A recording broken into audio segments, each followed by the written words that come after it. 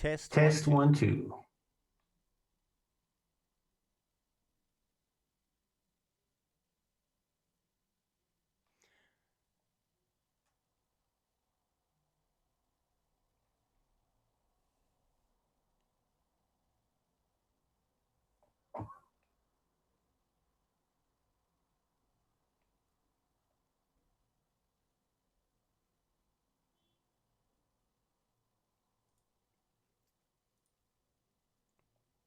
Funktioniert? Funktioniert?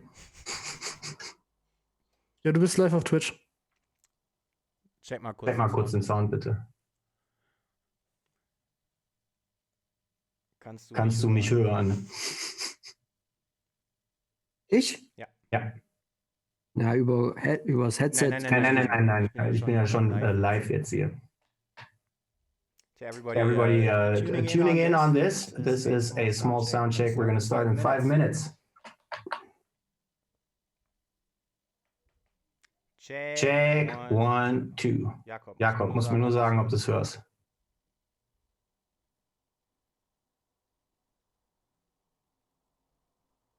Oh. Sorry, nochmal. Ja, ich hör's. Super. Basti, kannst du auch irgendwas sagen? Ja, Test 1, 2, 3, 4. Boom.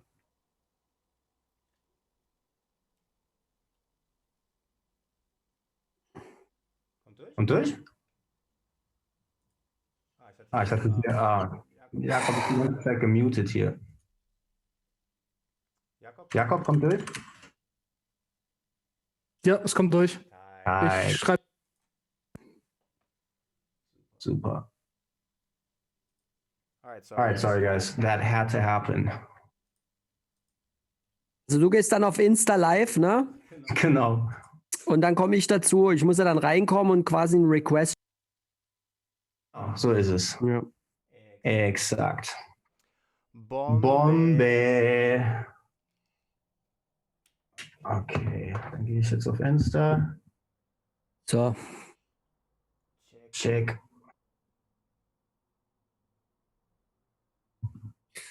So, bei mir läuft jetzt auch die Audioaufnahme. Super, bei mir auch. Das ist tipptopp. Cool. Okay. Sieht auch halbwegs vernünftig aus. Okay, dann gehe ich jetzt live.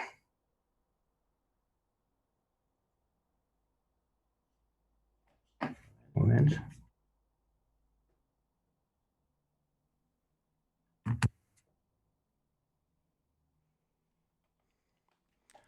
All right. How's it going, everybody? Oops, a little. My shit fell over. All right. Hey guys on the Zoom, I'm gonna mute my thing right now, so I won't. Hey guys on the Zoom, I'm gonna mute my thing right now, so I won't. Alrighty, how's it going, everybody? How's it going? Alrighty, how's it going, everybody? Wait. Give me 5 seconds to set this stuff up. We're going to do a little podcast thingy right now. I got a special guest in the building. DJ ESKEI83 is going to join me for a little conversation. Special guest in the building. Second, DJ ESKEI83 is going to join me for a little conversation. Is recording okay. I think I'm coming in double. Just make sure that everything is recording okay. I think 1, 2, check 1, 2. 1, 2, check 1, 2. All right. But give me a sound check.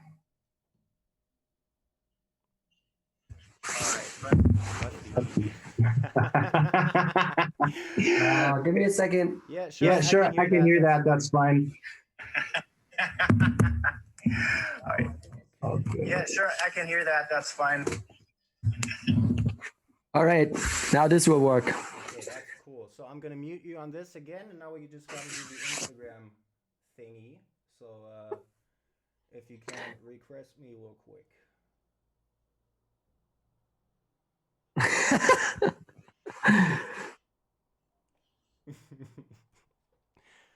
Are you in this? Give me a sec. SK is coming up. SK pull. So now we good?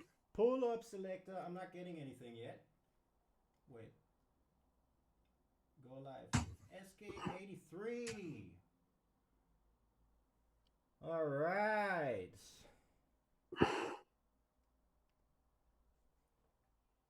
Yes, sir. All right. I believe we're good almost.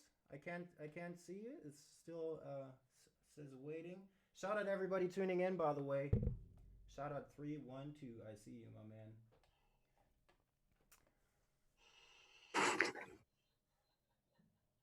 What's happening? Basti, wo bleibst du?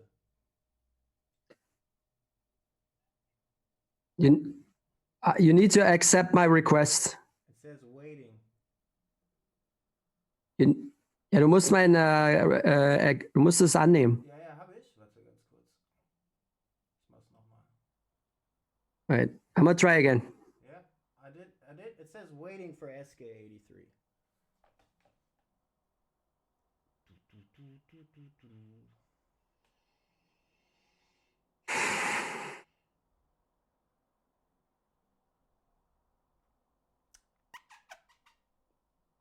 Still waiting. Should we do it the other way around?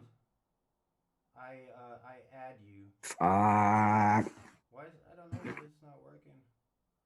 It says requests. Wait. Okay. So I request one. Okay, now I request. Yeah, now we have it. There we go. Hey. Yo. Yes, sir. Okay, I'm gonna mute my stuff over here. All right. So that took a while. Yeah, you know how I do. That's how it goes. DJ RAFIK, the technical problem.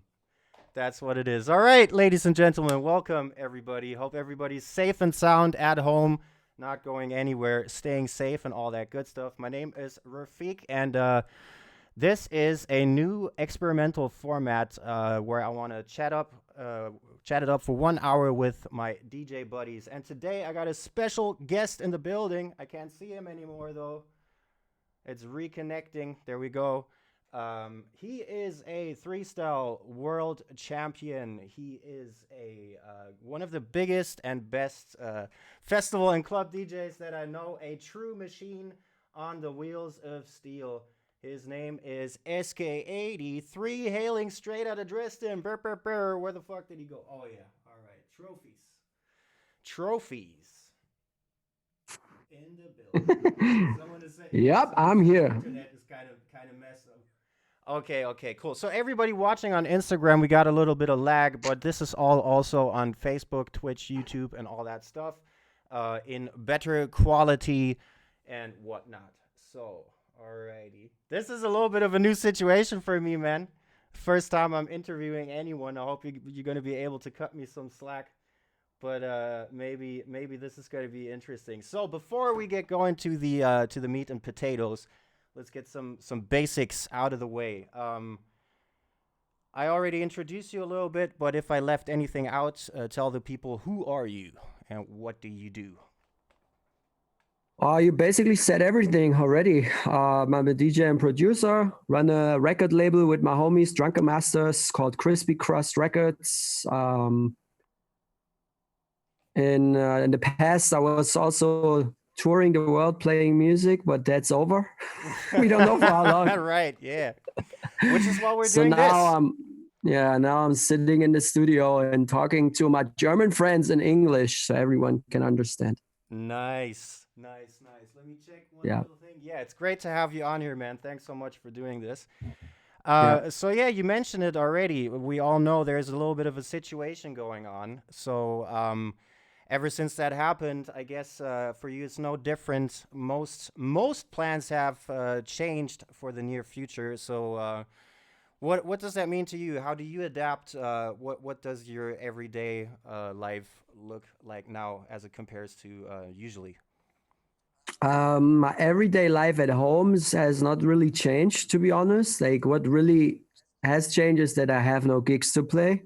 It is kind of weird, so to don't have a show on the weekend and don't travel is different. Usually like when I don't DJ, I get like really weird, like I don't know how to say it, but it's like weird situation.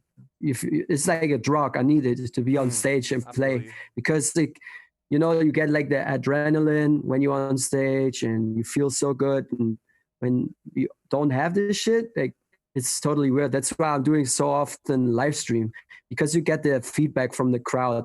Also, this feels really good to see all your hearts going up on the side. Yeah, that's it's really nice. Smash them hearts button, by the way. Yeah, and smash it. Also to see all the homies in the building. Like I saw K Swiss watching, DJ Hansen. It's crazy. Like this shit's really connecting, and that is something that I really like about the situation. That you like see many people online that you haven't talked to a lot for a long time. Like I see DJ Candy in here, and yeah, many others. It's crazy. That is dope, man. So yeah, I mean, you yeah, go ahead. No, that's it. So yeah, that's something that I wanted to ask you later, actually, but might as well just get that out of the picture now. Do you think there's like you had kind of a positive tone answering this question, and since like it's kind of a severe thing, that's not necessarily a given. So you strike me as someone who would probably see a bunch of chances within a maybe less ideal situation that we're in right now. Oops. Maybe not knock that. Yeah. So much has changed. Like, are you someone who sees like a lot of opportunities in this? Because it's good. It's going to be over at some point, hopefully. Yeah. Is my connection good, by the way? Yeah, it's iffy, but now I can hear you. Okay, give me a second. No problem. To everyone who's watching on YouTube and stuff, I connected to my Wi-Fi. Live. Yay! Exclusive. I hope that is better now. Yeah, that seems better. So I'm putting this on the stand now, so I don't have to hold the phone the whole time. Okay. So Sure. Oops. So to answer your question, I think a lot of chances are now to like really show what you are doing to the people, because the people now pay attention. They go online to see DJs, and I feel like they're really interested in what you do right now because they have nothing to do. They tune in and they pay more attention. And you can like literally go like online and you have like at least 50 people watching your shit. And you don't have to stick with the commercial music. You can like do whatever, you can like talk like we do. You can make a producing workshop. You can like DJ your favorite tunes, like chill music. I was like in the last days just pulled out records out of my shelf and played them, and always had a crowd for it. That's really cool. So you can like show more of what you really are about. That is I think something that is interesting, because I had the feeling before that, like especially when you're in clubs, like people don't go to clubs just because to see a DJ, Exactly. It's like a little bit different now. Yeah. And I mean, I totally agree. I feel like it's a good thing that a lot of people are starting to stream now as well. Like it's good for us. We've kind of been doing it a little bit longer, but it's not so usual. I think that everybody is doing a lot of live streams in DJing. So I feel like it's not the best thing given the circumstances, but it's kind of cool that there is something that we have in the internet where people can still organize themselves and not be in the same physical location, but still be connected, as you said. I feel that's really valuable. K-Swiss, by the way, let me know if the sound is better now, because I'm talking into the headset mic on Instagram. Also got this big thing right here. But yeah, so yeah, like I see Plattenpapst in the stream. No way. Big up Yes. Plattenpapst. Hey, Düsseldorf legend, king of rap represent. That's sick. That is nice. So yeah, to just wrap up this Corona thing, because I mean, like everybody's talking about nothing else, so we might as well get to some more entertaining stuff. But just like worst case scenario, imagine it's like 18 months from now, situation hasn't changed. What are you doing? Is it gonna be you and a bunch of shake burgers stacked up like somewhere in your storage facilities? I'm prepared, bro. I'm prepared. Oh shit! No way! You got one right there. Oh my god! This guy, by the way, is like the most exquisite. How do you even say that? Shut up! Don't do it. This guy is a gourmet. I mean it. Like everyone's got their own taste. You know what I mean? But this guy is different. This guy is like serious on the food tip. But we're gonna get to that. We're gonna get to that. So yeah, like imagine nothing changes. What is different for SK apart from hanging out with a bunch of shake burgers in the storage? Dude, I think we will still do music. Music, you can see like now everyone is on socials.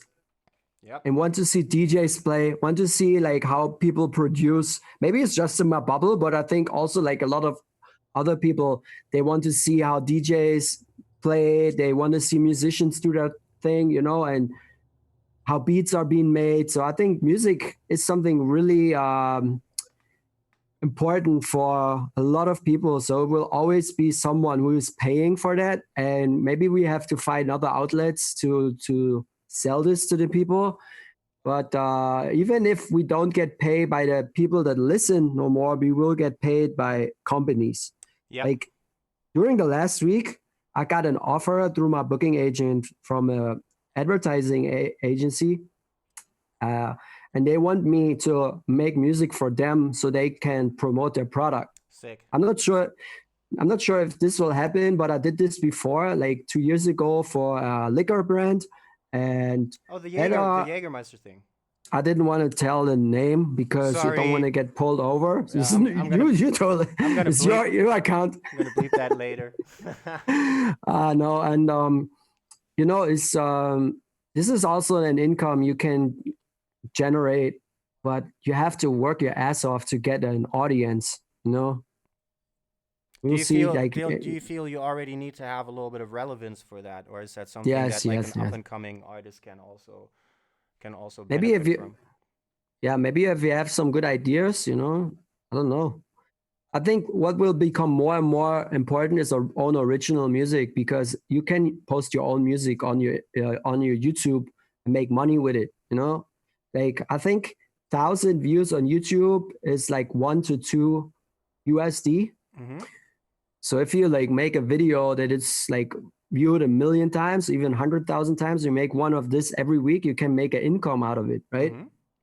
So I think this could be something that people want to enjoy and look and watch. But on the other hand, I really wish that we get back to parties and play outside for a real crowd, But I think the other thing won't go away.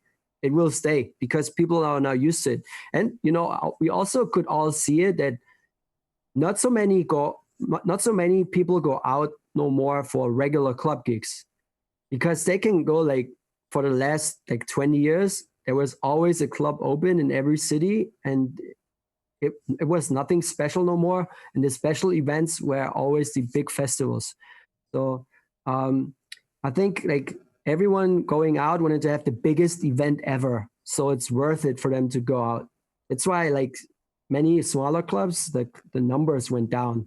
Only what was really working well was like big events. Yep. And so I think like all this live stream stuff happening will be another thing to add up, that like regular club nights, like weekly ones, maybe we'll go a little bit more down, or we'll have to like become smaller because not so many people will go out no more. Yeah, I feel like that could be really a thing. First of all, because like as you say, the whole idea of entertainment is changing. And then also I feel like this might have just in general like leave an imprint on people's ideas of like gathering outside and like masses and stuff.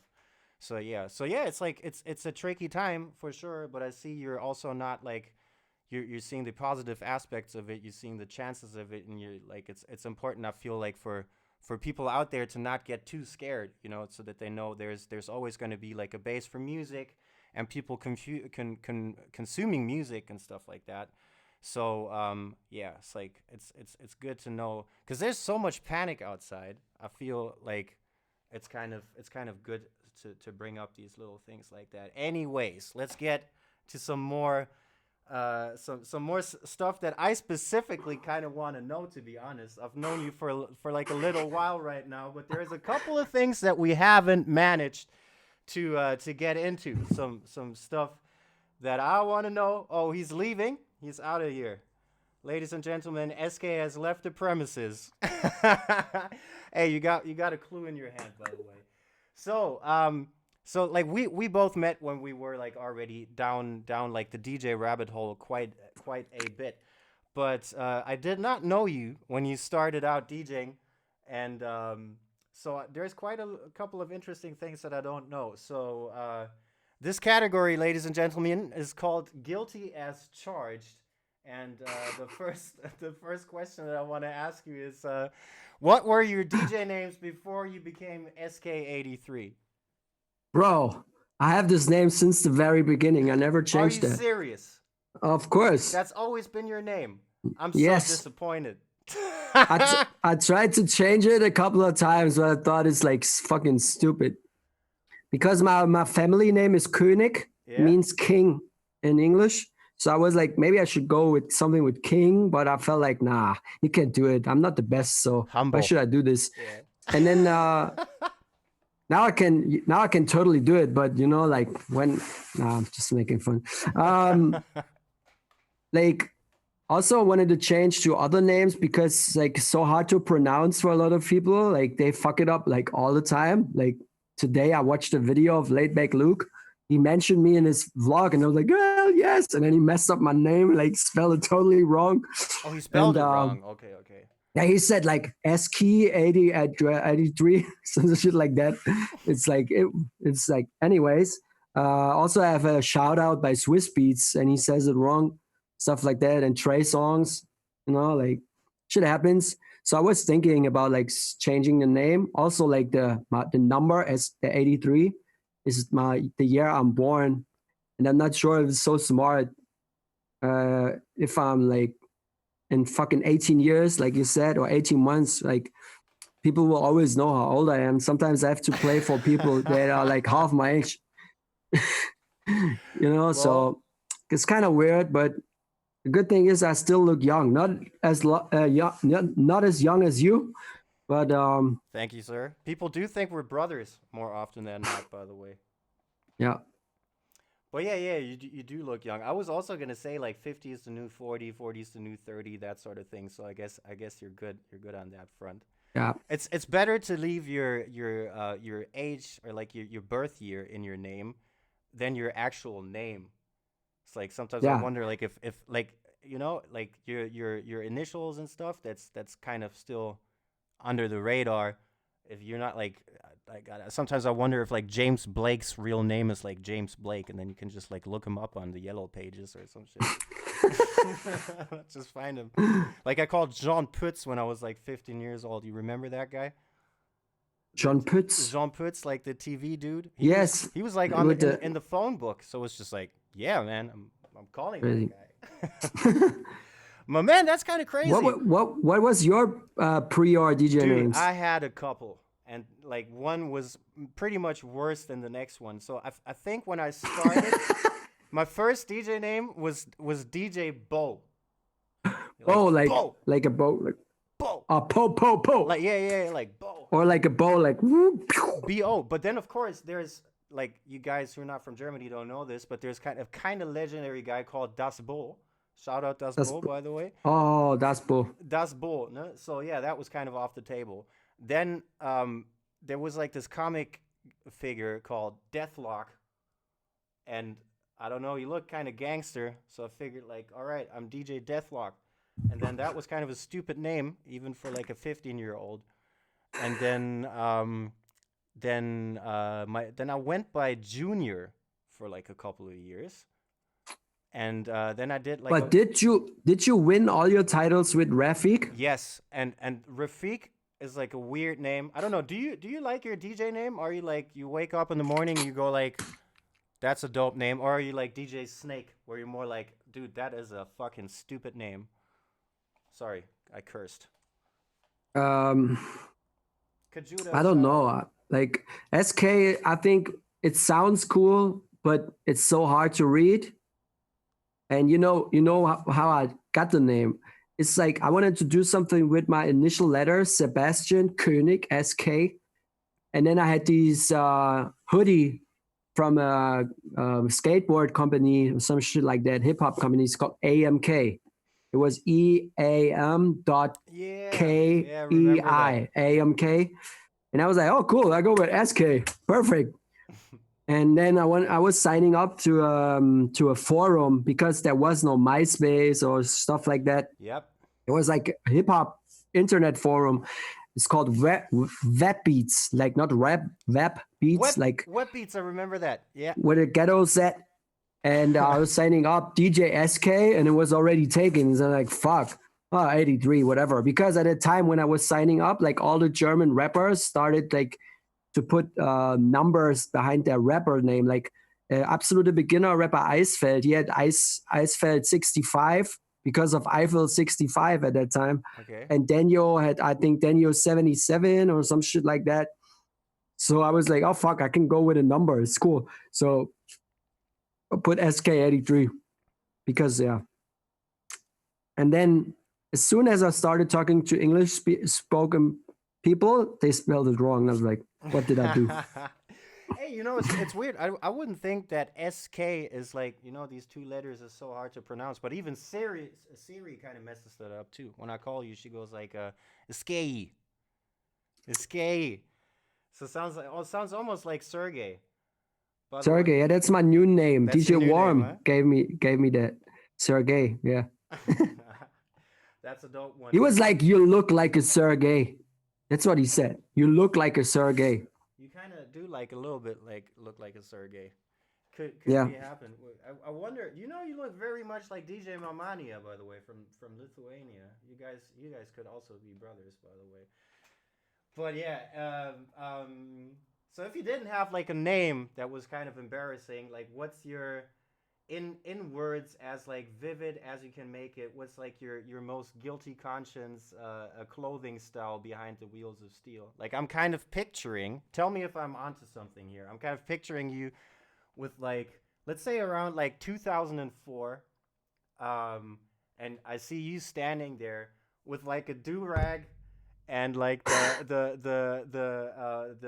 FUBU shirt or like some Pele type stuff or whatever. Was that? I got all this shit, man. I still have it.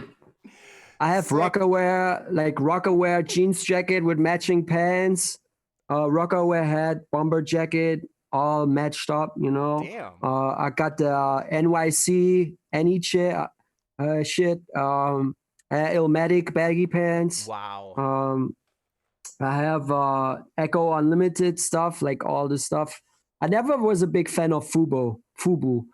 Do you remember Johnny Blaze? Johnny Blaze? Yeah. The big hoodies with the fucking big puffy prints. Yeah. Yeah, that stuff. And what else? Baby blue was like my favorite color for sure. Damn. I hit something here. Yeah. Crazy. I had a lot of that like Dipset type of stuff, like super wide pants. And I just found the old box with all my dunks, Nike dunks, with all types of colors, So I'm not embarrassed by it. It was a time, I was in a recording session with Noriega of Capone Noriega, and he told me like, my boy is gay. He's from Germany, but he looks like a New Yorker. Shit. Yeah, so that's what he said. And, I was living the lifestyle. No one got it though, but I think it's important to take pride in these things, man. Looking back, I mean, it's gonna be the same right now, right? If we look at pictures from us, like right now, about this time, I'm gonna see like this, like neon shirt. I'm gonna be like, this shit is crazy, man. Like, what was I thinking? And I'm also a neon, bro. See? Oh shit! I also got my new merch. I got my new merch shirt coming out soon. Hit him up. Plug that. Tell them the story you told me about that merch. So I made this shirt because I love it so much. You know, it's just like a reflecting material. Also, the print reflects. So Looks if you very wear it safe. in a if you wear it in a club, everyone will see you. And I was just made like one piece for me. But as soon as I was wearing that on World Club Dome, people were like, "Yo, where do I get this shirt? Where do I get this shirt?" And then also like some other people like came to my show already and they bought their own shirt from the from a website but without a SK logo on it. So I was like, oh shit, I should do this and make it a merch. But then I like didn't really think about it again. And now during the Corona crisis, I was like, maybe I can like give something to my fans that has really value, and I give it only for a short time, and they can support me during this time when I can play no shows and support me. And and they will receive a shirt that only the people have that supported me in the time when I was not able to play shows. So maybe I will drop this next week, but I need to think about it a little bit more. And the idea behind all that was that I can be on a stage, play a show when everything is over, right? And then I see in the crowd people wearing this, and I know these people got the shirt when I needed my fans the most, because you know, like we all DJs, we have no income right now. So, but I want to say, like, there are, I think, many other DJs that have bigger problems that I have right now, because how can I say this? Like, I play a lot of good shows during the whole year, so I have something that I can live off now. Like even my March and April was not so busy at all, so it was not so much canceled. Like only 5 shows. What is that? You switch your camera. Hold on. Yeah. Hold on. Let me figure this shit out. Yeah. So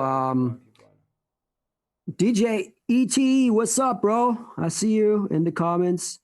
Yeah, but yeah, that's why I made this shirt. I think I will drop it next week. And the idea behind this is clear. If I can see people wearing that, I can see them from far away wearing the shirt, so I can like say thank you personally or whatever. That was the idea. Yeah. Chile's in the house. Yeah, keep shouting out people a little bit. I don't know what the hell happened with my camera where that flipped. I can't. Okay, I'm going through the comments right now. I see Timo, Hey. Fanta 4 fan, Kayuto, Andy Hausner. Yep. So many people in here. It's crazy. It's crazy. Yeah. Dope. Okay, I guess. Revert is in the building. What's up, my bro? Shout out everybody. I guess we have a bunch of DJs, I guess, in here. I see Ching Zeng. Hey, shout out Crack T and Fabian. I released my first single on Ching Zeng. That's right. That is right. Get down. That's right. And, good. Let me not say anything wrong. But yeah, I figure we have a lot of different people in the stream right now. So do you still make a lot of routines? Is that still not right now? Not right now, to be honest. Trying to get better in production. You know. Same. I'm working my ass off to become really good in production, to get the shit that I had in my head into the song, you know, into it's like I have an idea and I still need so much time to evaluate. Is this the right word? I don't know. Like to like get it done, that sometimes I forget that idea while making it, because you know, sometimes I have a sound in my head and I cannot reproduce it. Yeah. Stuff like that. And I want to like become better with that shit. Yeah. You know, also better in mixing and mastering and all that stuff. Yeah, you learned that. You're learning that as well. I stopped bothering about I'm trying. I'm trying. I want to like send Carol is mastering all my stuff. Like big props to him. Mm-hmm. He's a genius. Might as well shout out. But I want to like give him a better mix so he has not so much work with it. Sometimes he really has to change a lot to make it sound so good that it is now. So without him, like all my music would not sound that good, except Make the Record Skip, because Make the Record Skip was co-produced by TK from Don Kong. So just to make that clear. And also my latest single, Walk Away, is produced by me and Mushroom People. These guys are from Southwest Germany. So I don't a know lot them. of people are involved in the music that I make, because I'm not so good right now. I know what I want to do, but I still need help. And that's why I work with others. Oh, that's dope. I mean, like, yeah, I personally feel like the advancement in your productions over the last couple of years is pretty damn undeniable, I would say. And Thank you. You also have you have a lot of projects coming up, right? You showed me so many Yeah. tunes. Tell people about the ones that they can't know about. Next Friday, like, this is crazy. I just released this single last Friday, like not yesterday, but the week before. And it has already 40,000 Spotify plays. This is crazy. Yeah. Congrats. We started with 2,000 daily plays, and then you got like up to 3.5, and then to 4, and then to 5. And now last night we were at fucking 7,000 daily streams. This is crazy. Damn. That's dope. Yeah. So next week, I will have my first record on Circus Records, Flux Pavilion's records label, with Dr. P. And I have a track coming up with Robo. He's from the Netherlands, crazy good producer. And you met him, by the way, right? Yes, I know. When we had the session in Hamburg, RAFIK came by because he was DJing the night before. So we met there, and we made the song together.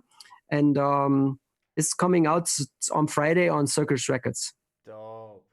Sick, Yeah. Man. I remember that was quite a journey, like that you guys were like sending stuff back and forth for a minute. Yes, because Circus did not accept the original drop we had. They wanted to like have us slightly changed. So we were like, okay, whatever, like we will change it. But on my live shows, I will still play the old version, like, because it's way better, So there's like 2 versions of it, and the VIP is actually original, and the VIP is like now the one that is released, But it still is a good track. I'm pretty sure you guys will like it. So that's and that was today or next? Next Friday. Next Friday. Yeah. And there was a question. Which DAW I'm using. I'm using Ableton. Just want to like answer a question. Yeah, throw that in there. While we're at the studio stuff, dude, I need to like juggle these microphones. Sorry, everybody. I'm gonna work this shit out. But wait. I wanted to ask you, like, I guess maybe like move. Can you move your mic so you can like talk into like directly? I don't want to have it like so much like this. You mean, right? I'm trying to hold this thing just for the guys on Insta, and then then I just have like this massive thing in my face. Pause. But that's okay. Anything for you guys. Cool. So yeah, you have a lot of productions lined up coming out on like big man labels like Circus. That is dope. Yes. After that, I think I will have another commercial track, like commercial in the sense of Walk Away, with the singer. His name is Muntu, and the track is called Out of Luck. It's similar direction like Walk Away. And yeah. Interesting direction with the vocalist, by the way. Sorry. Yeah, this will be out like in May, June-ish. We're still checking. And Sound Out Festival, was geht ab? Hey, shout out. Yeah, and after that, the next single will be G-Shit. It's a hybrid dubstep, future-based song that I've made like over a year ago with... it's a solo single, but it's actually made with Mushroom People and MK. He's a producer from Cologne. We made this in a session together, and this will be out in hopefully June. Nice. Like Damn, I want to like proper keep the planned out for track. the next couple I months. want to keep the track till we go back to party. But not sure if it will happen in June, but latest June I need to. Fingers crossed, my man. Fingers crossed. Yeah. It might. There is a Oh, possibility. MK, he's here. He's in the chat. Oh, no MK. way. There we Yes, go. yeah, Mr. he MK. made. Yeah, we also made another track together. It has no name yet, but this shit slaps. I already played it in my sets. Yeah, man, he's a genius. Dope. I will check out his stuff. Mr. MK, yeah. All Good right, guy. so lots of productions lined up and less routine stuff, even when quarantined. Yes, so that's. I the will takeaway. do more Okay. DJ stuff now. Like I promise, I will do more DJ stuff. But like last week, dude, I was posting a video to my Instagram and it got more likes than my last routine, and it was just on the one record. It was a vinyl playing of Mobb Deep, Shook Ones. On the other one, I scratched in The Simpsons. It was Homer Simpson singing on the Flintstones. And I did basically nothing. And it got me more likes and reach than all the shit I put tons of work in it. So I don't want to say that I don't want to put in no more work, because it's just, I don't know, there's no audience for it. But like simple shit sometimes works way better. Yeah, end of the story. I see. No, sorry. I just had to like switch some stuff. You can still hear me, right? I switched the headset. Yeah. Perfect. Yeah. Cool. What do yeah, you, man. you Exciting. Yeah. Shoot. What about you? Man, same thing basically. Since this whole thing has happened, I'm kind of more on the production and DJ from your house tip again. I did all these streaming things like a while back, and now that there's really no other option, I'm trying to find my spot somewhere in there. I've been working on a lot of like bass housey tunes, still trying to find like a good intersection somewhere. But it's the same idea. There's not so much stuff finished at the moment, or like completely finished at the moment, because I don't really know like the wave, I guess, that things belong into. But the idea is the same, to have like a lot of stuff that when this stuff pops off again and everything is recovered, that's a really good idea to be in a good space when that happens. And even if not, there's not really anything better to do, than staying at home and like spending time making music. It's yeah. I mean, it's like more I feel like the bigger difference is like the weekends, as you said. It's like no work to do other than that. It's just like, it's kind of like it's more socially acceptable these days to stay at home and just like do nerdy music things than it was before. So yeah, that's all good. Routines, kind of getting a little bit into it. I don't know why, but I didn't have like this interest in the longest time, really. I only like do stuff when I work out like track lists for the podcast. But now it's kind of like so kind of feeling that itch again.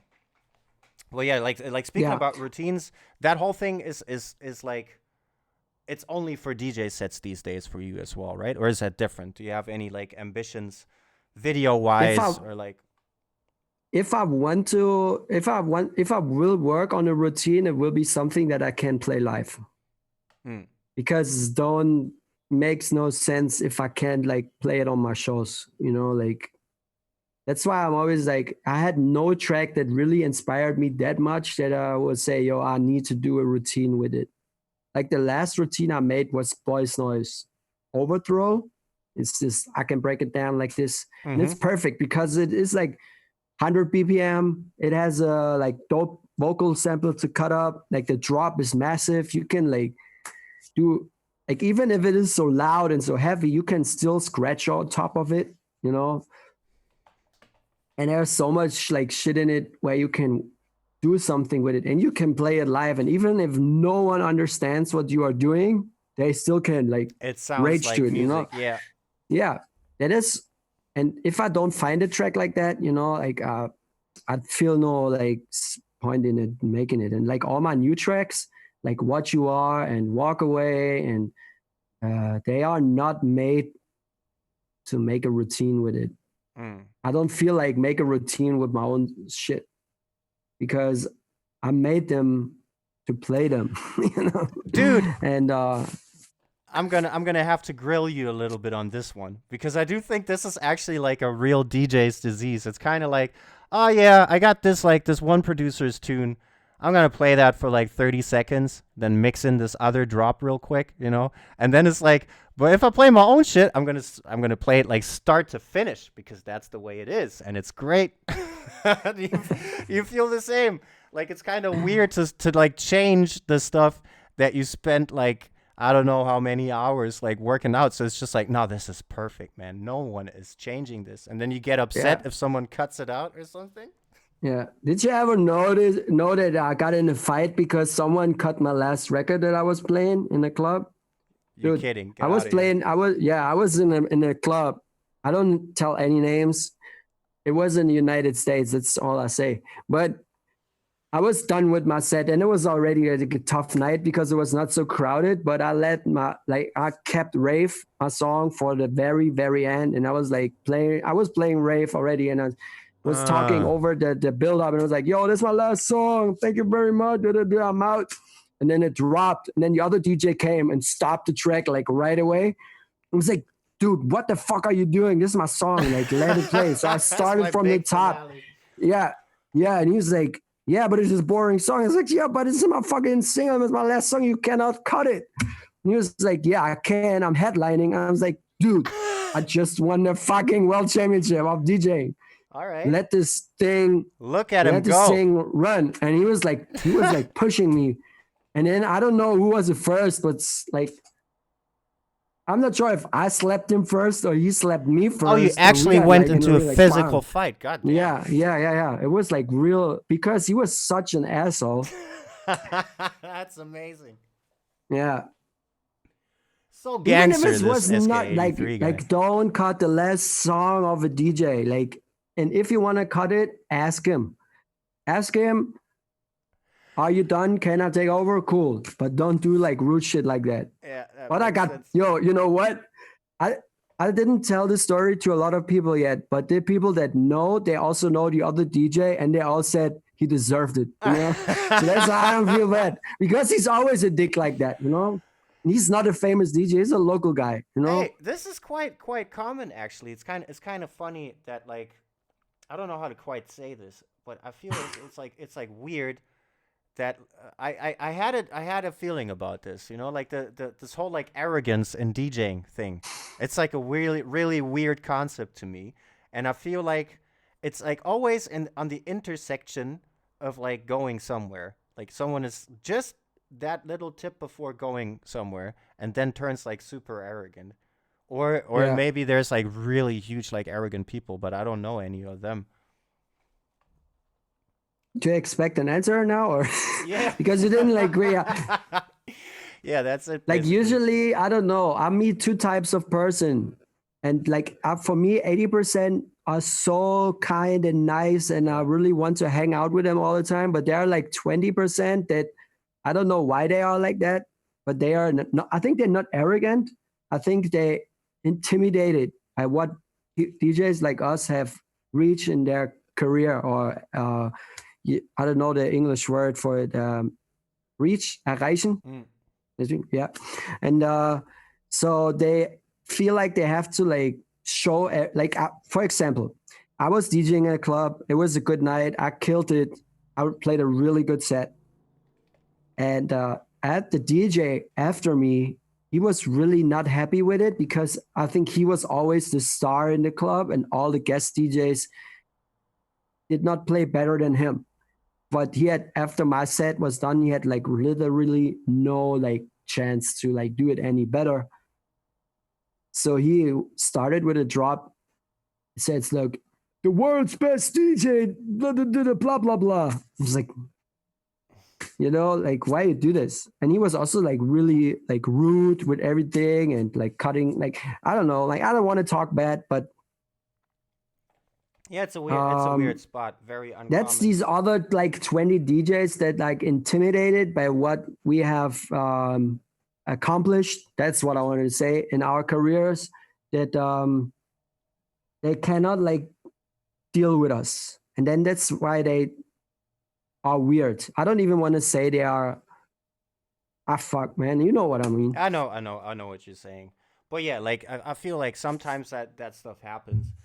And it's kind of unusual, and then it doesn't last very long. But yeah, this is funny. When you started telling the story, I actually thought you were gonna slap someone because they were scratching with your song instead of just like letting it play, which would have been slightly ironic in kind of a way. I got slapped one time in a DJ set in Cottbus. No way. It was, yes, you know what happened? It was there was a gang fight between like two security doorman gangs, and they were fighting for the door in this club. And like I was DJing, and the other gang that lost the job in this club came into the club to destroy everything. And I was still DJing, and I didn't notice that they already you got the first row seat as well. You can just like look at everything from the top. I did not notice, but this guy, like one like super tall guy, came on fucking like on the stage, and I was on records. No, I was on Serato, but I had a blend going. I was always mixing Billie Jean instrumental with Cool Savage, Tillap Joe, a cappella. I've heard it first at DJ Mossack mixtape, but I didn't have the file, whatever. So I was like, had a real blend running with two records, and he came on stage and stopped one of my records and started scratching with it. Of course, the instrumental. So I was like, this dude was like so tall, you know, was so like tall, but I was so mad that I grabbed him here and I pushed him back, and then I was like, fuck this guy. And I turned back around and started back DJing. Then he slapped me from behind like this. The hand came like this. And all I remember was that my head fell on the floor. Oh, fuck. Yo, like for real. Then after, I don't know how long it was, but I woke up. There was no more music. Many people left. I woke up. I was like, oh, shit. So I ripped out all my cables, the Serato box, put my laptop in my bag, and just left. I said nothing to no one and just drove home. Yeah. Did I tell you the story of this guy like who like threw the how do you call that? Like the ice bucket where you put champagne in? That thing?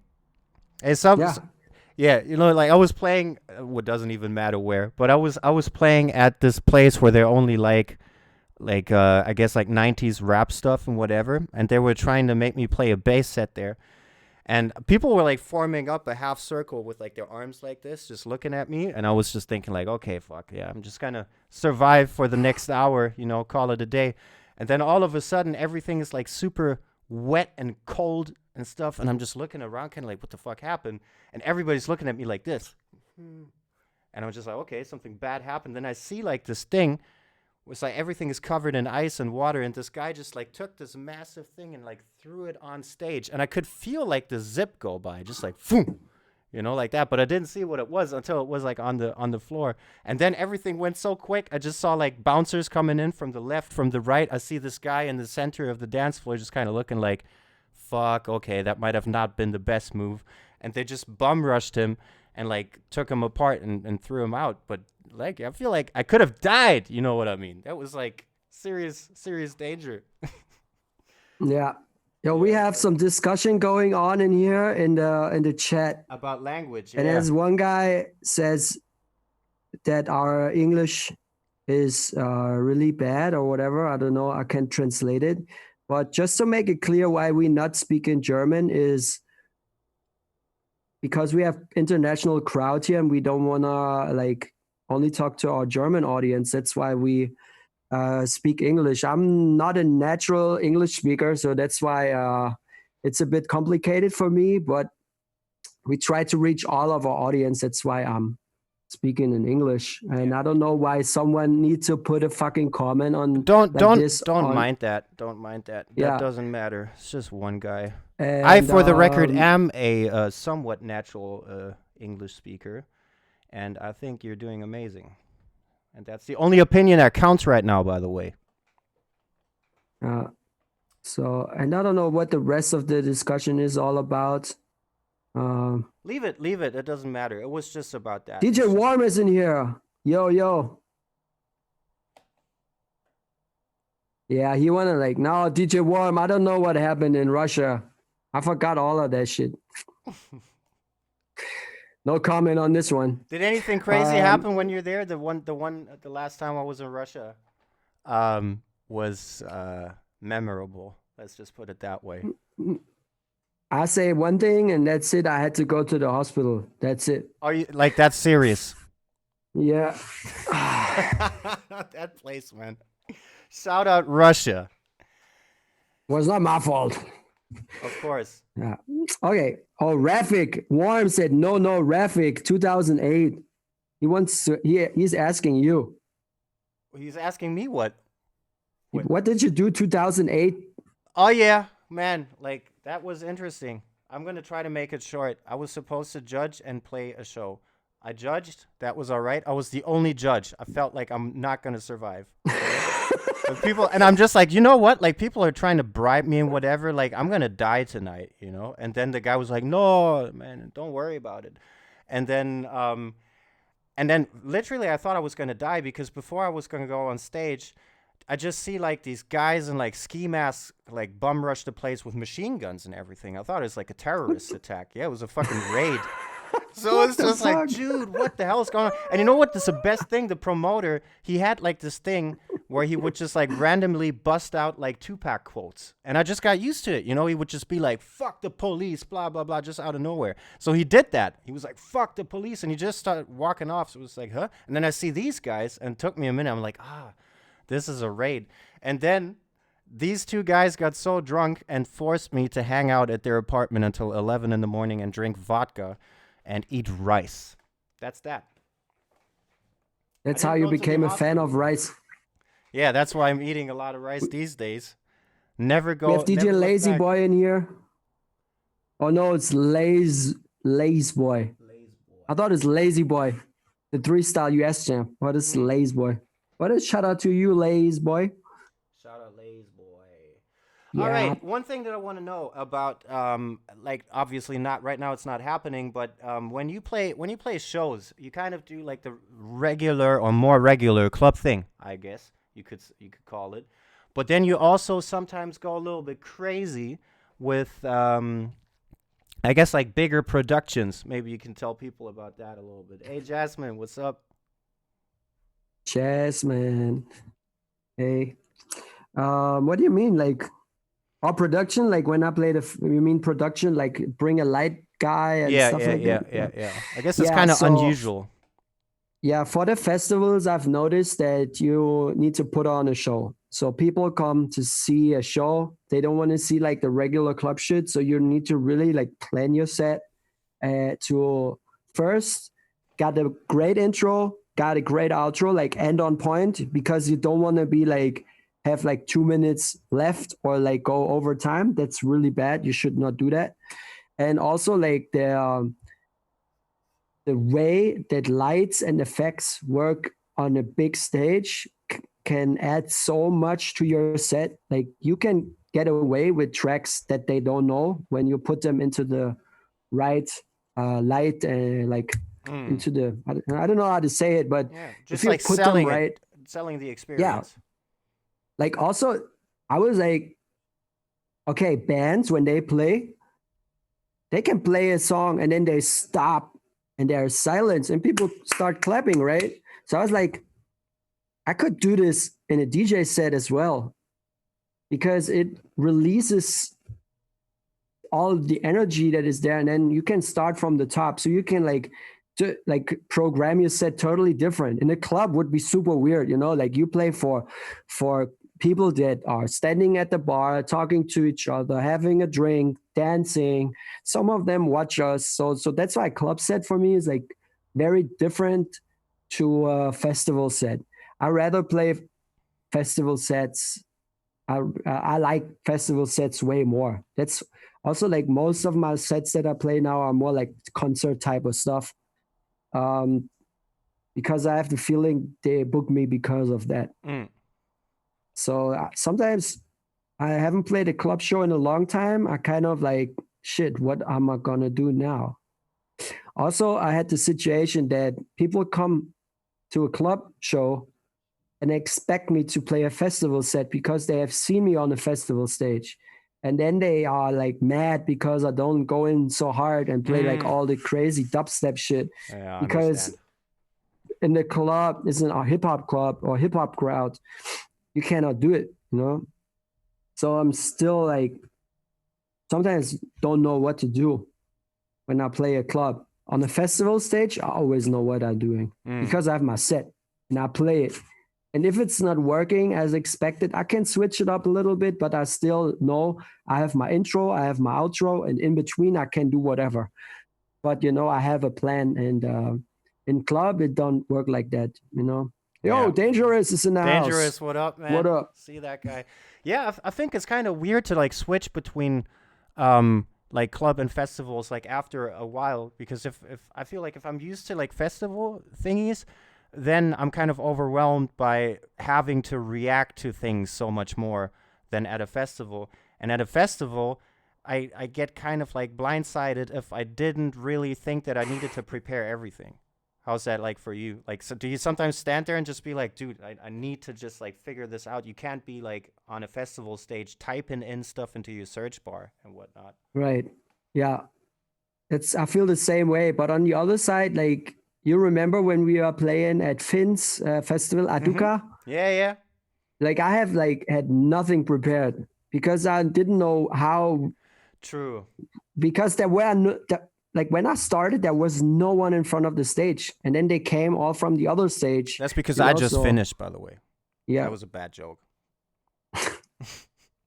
No, but it was for all of us. It was complicated to play there, so then I go with something different. But like if you like have people waiting and there's already a crowd, I go with my intro. You know, yeah. Did this answer your question? I don't know. I just saw Bomba Selecta. Kind of does. Bomba. Yeah. No way. Bomba. Yeah, he was here. Bomba Selecta, my bro. Shout out. And there's ESKEI83. I'm reading a question. ESKEI83 set I've heard was when you played Splash when Materia came out and you guys shut it down. I asked RAFIK this last night. SK, what's your favorite set? What sticks out on your mind?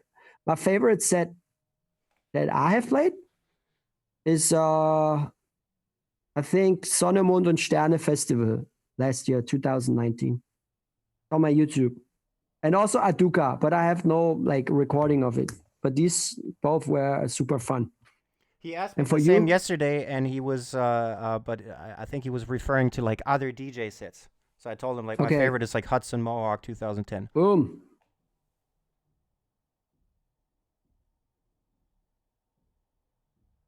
I think we got cut, and I can't hear you no more. Hold on, everybody. Just setting up the Instagram stream. We have the full hour reached. I'm back live now.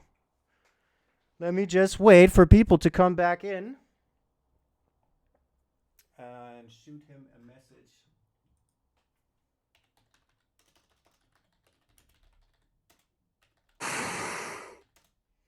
Yeah, we're back. All right. Okay. We just had like this once an hour turn off thing. So I'm going to request SK again.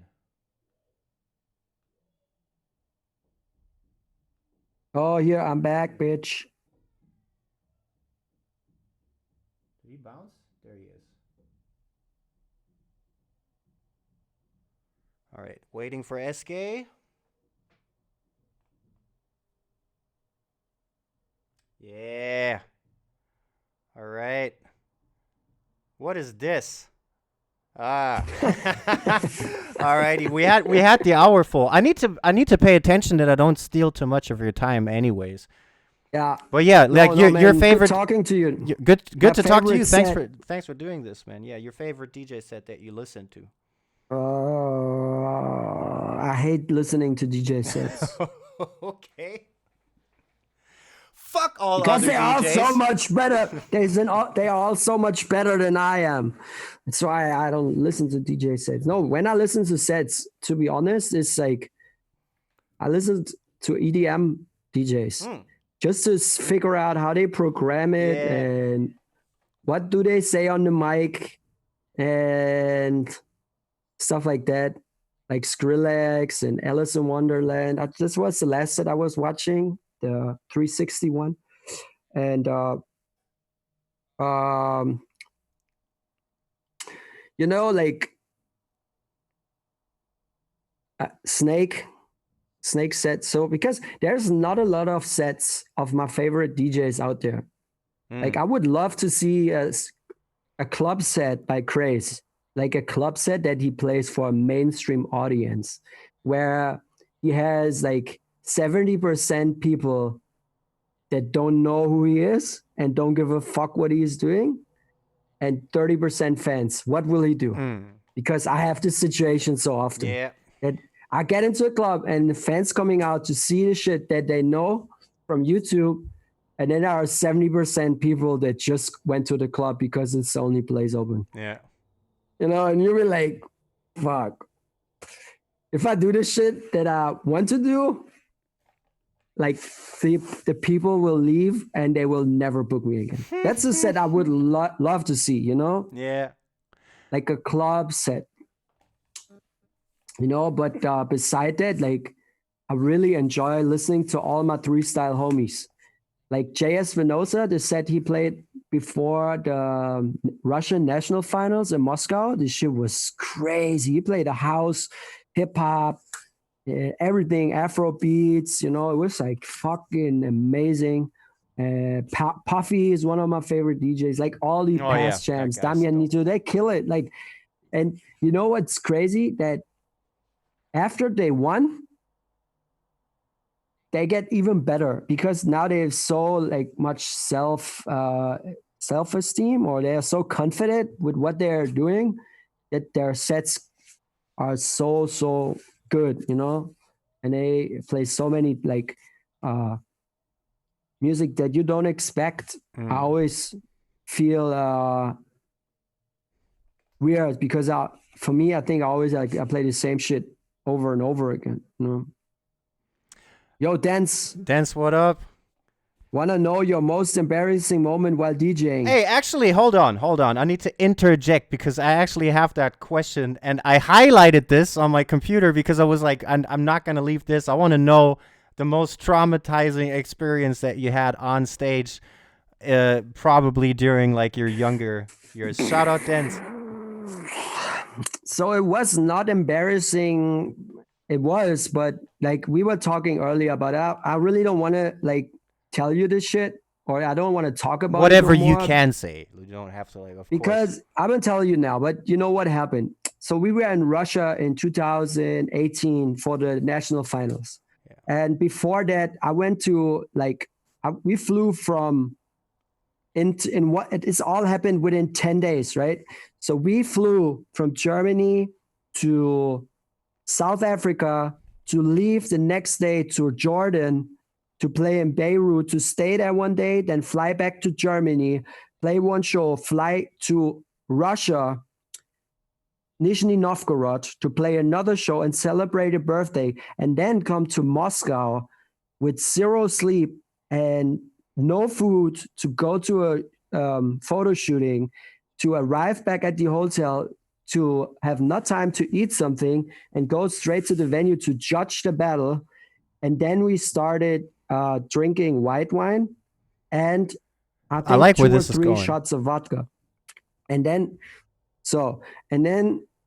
I was like playing like, and this was like all my friends in the house, like my Russian friends. I come to Moscow for a long time, so I like seen so many times, won that time, and then I was drunk when I was playing, like not crazy drunk in the beginning, but the alcohol kicked in more and more because I was tired, exhausted, compounding effect. and I was drinking. So, and there was a point in my set where I feel like, fuck, I need to drink water. I need water. And there was this water bottle right next to me, and there was an open water bottle, and I was like, I was drinking the shit, like almost like half of 2/3 of the bottle.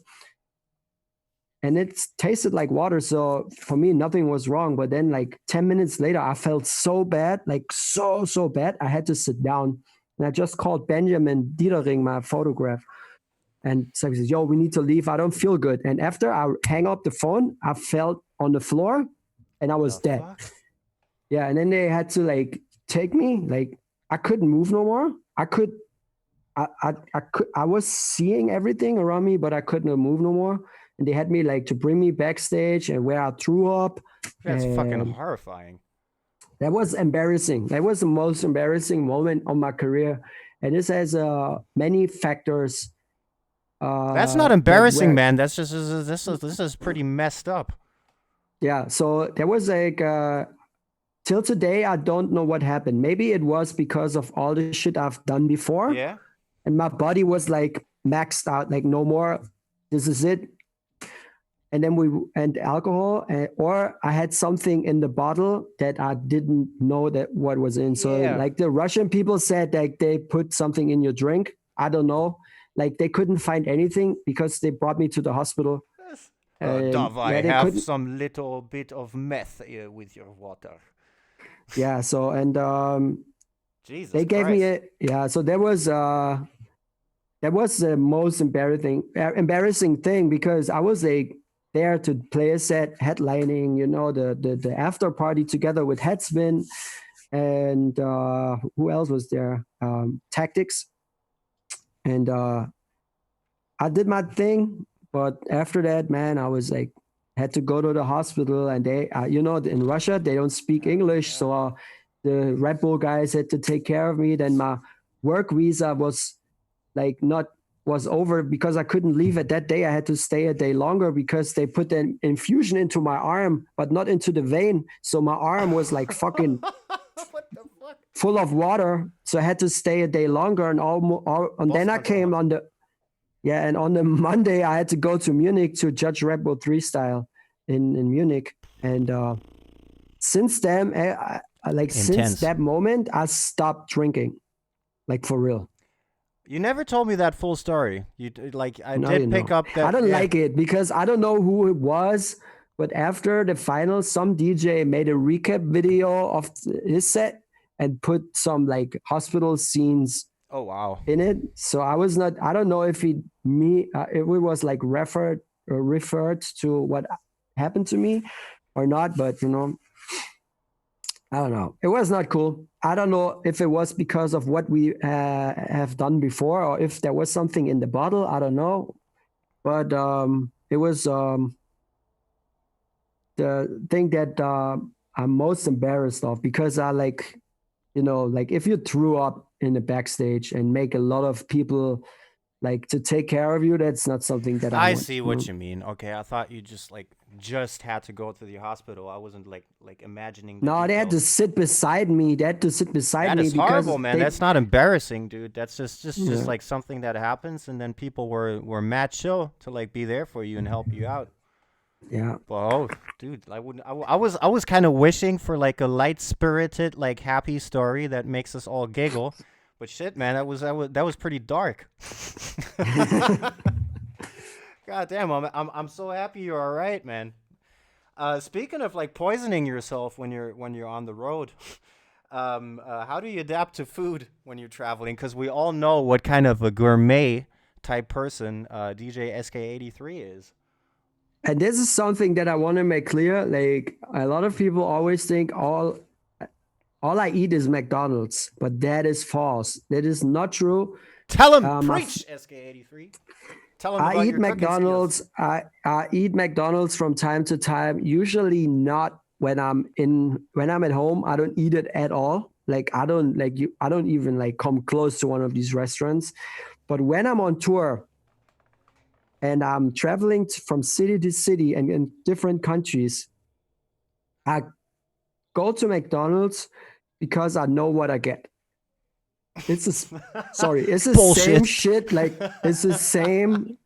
It tastes the same. I know I can deal with it, and it's just like I get food that works for me, and then I'm good, you know. So I don't want to like when I go on China tour and they want to bring me to all these Chinese restaurants. I'm like, bro, I don't know, man. Can I just have a pizza? That would be man, totally. I heard that story. I don't It's want to put you on because- the spot, man.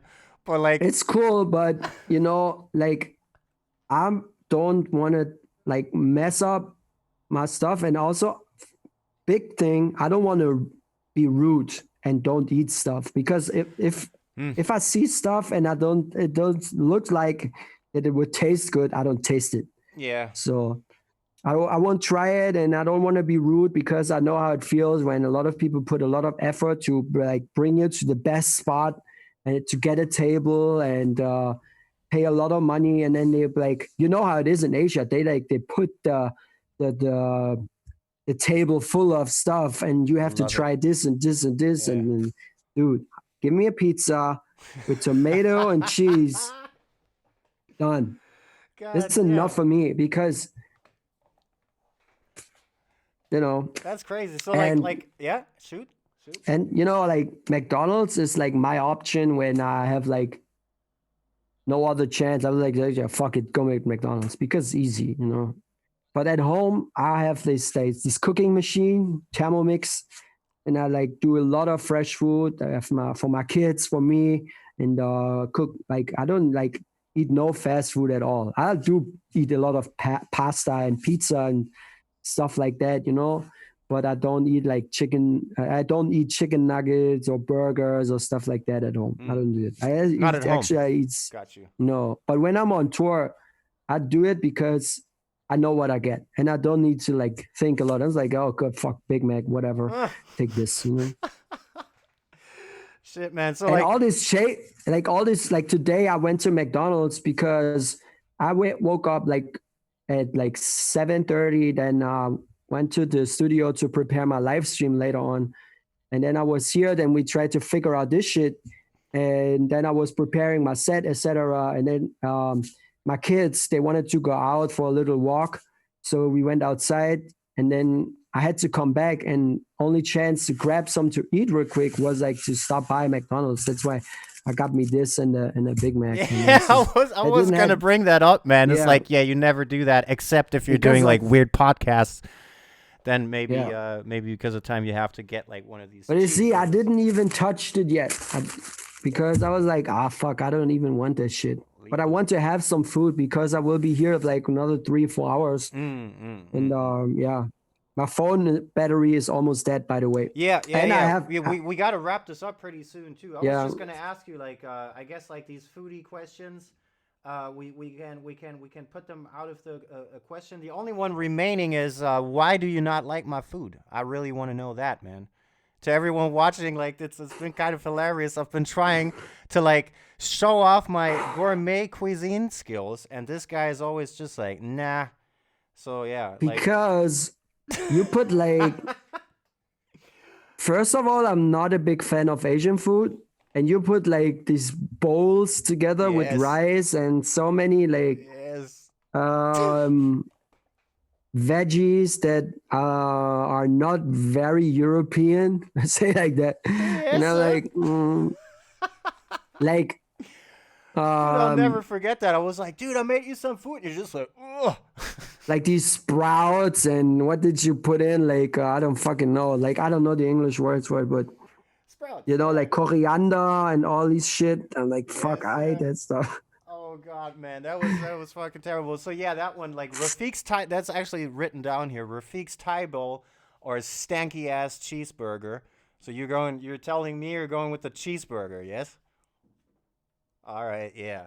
I can appreciate like honesty and friendship. That's all good. Salt Bay or Shake Burger. Shake burger. Yeah, every day. How the fuck did that happen? By the way, how did that come about? It was not my idea. There is a good friend of mine. His name is Nunzio. And Nunzio is from Italy. He's a friend of Damianito. Okay? Mhm. And Nunzio, I saw this in a story. And he's like, he was like, check out the Coke burger was that, by the way. So you take a Coke and you put a cheeseburger on top of the Coke box, and then the straw comes out of the burger, so you can bite the burger and can drink the Coke. At the same It time. was it was way before all these McDonald's hacks shit came up. Like when you like so many people after that like posted the McDonald's hack where they put like the Coke with the straw and then they put the chicken nuggets box on top of it. We did that shit way before. And I just took his idea and was using that one with the shake. Dude, this is like, I just did it to go viral with it. It's not tasting bad, but you know, it's also nothing you should. I made an effort funny, actually to like send you like one when I was doing the crispy crust takeover for you back. It was so important for me to like find a spot, but it didn't work out in the end. I don't really know what it was, but you always have like these little like social media gimmicks going on. Like the Sergey thing is another example. The John D bot thing, the Thermo mix. There's like you always got like some weird like internet sidekick topic going on. Is that because like your shtick? Yeah, because I don't put my kids on my IG and I don't have no pets, you know. And I have nothing to show, you know, so I need to come up with something. Oh, shit, man. I'm not good in finger drumming. I'm not good in scratching, you know. Yeah, well, I mean, like, that's kind of dope. Like, I feel when these things start getting traction, that's kind of dope. Because I see people actually using that, you know? Like, I see people engaging with it and, like sending you their shake burger things. I'm just like, what the hell is going on, man? This is... the weird side of the internet, for sure. Speaking of which, what's your favorite, now that you have a lot more time, what's like your favorite weird corner of the internet? I don't know. You don't know? Weird corner. I don't. Yeah. I signed up to Reddit a couple of weeks ago. Now we're talking. But I don't really get it, to be honest. I love it because like I saw like on one YouTube video like on how to promote your music. Like they said like go on Reddit and post it, and I posted my shit and no one voted it up. So I was like, what's the point? They don't even listen. Hey, okay, Lab, I see you. Hey. Let's get up.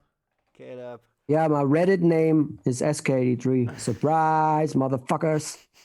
Reddit is kind of a weird science, man. Like I use it primarily as a consumer, to be honest. Though it's just like unfiltered madness of the things that exist, sort of thing. Yeah, bro. Sorry, I really have to bounce. Yep. Just before you have a.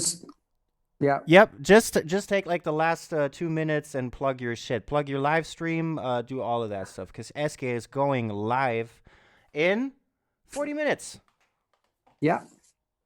We'll be here on IG, but I think it will be easier and better to watch on Facebook, YouTube, or Twitch.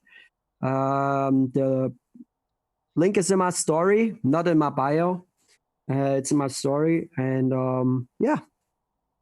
RAFIK, man, thanks for the good talk. ESKEI83, ladies and gents, thank you so much, bro, for doing this. Really appreciate it.